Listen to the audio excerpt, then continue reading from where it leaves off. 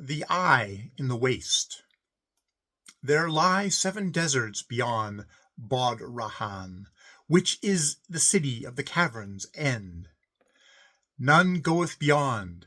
In the first desert lie the tracks of mighty travelers outward from Bod Rahan, and some returning, and in the second lie only outward tracks, and none return.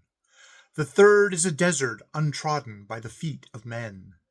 The fourth is the desert of sand, and the fifth is the desert of dust, and the sixth is the desert of stones, and the seventh is the desert of deserts.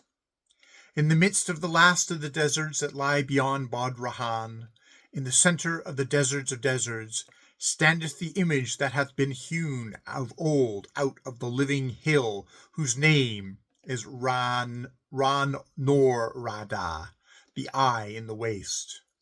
About the base of Ra Nor Radah is carved in mystic letters that are vaster than the beds of streams these words: to the God who knows.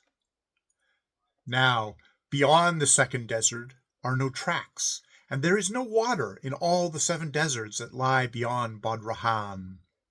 Therefore came no man thither to hew that statue from the living hills, and Ra Nor Radah was wrought by the hands of gods.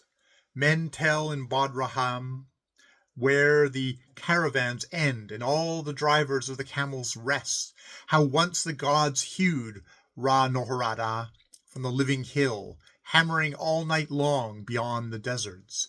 Moreover, they say that Ra Nor Radah is carven in the likeness of the god Hud-Razai,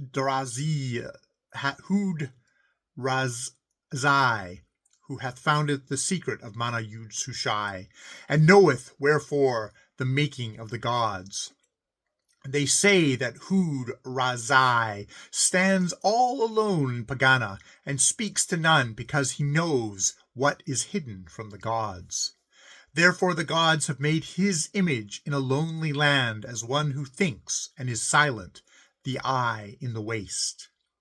They say that Hud-Razai has heard the murmurs of Mana Yud Sushai as he muttered to himself, and gleaned the meaning, and knew, and that he was the god of mirth and abundant joy, but became, from the moment of his knowing, a mirthless god, even as his image, which regards the deserts beyond the tracks of man.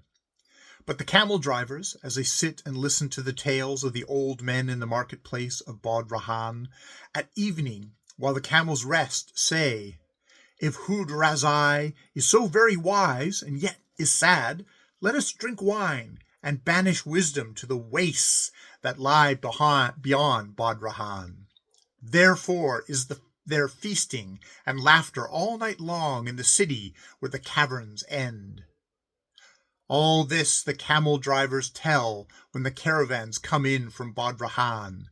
But who shall credit tales that camel drivers have heard from aged men in so remote a city?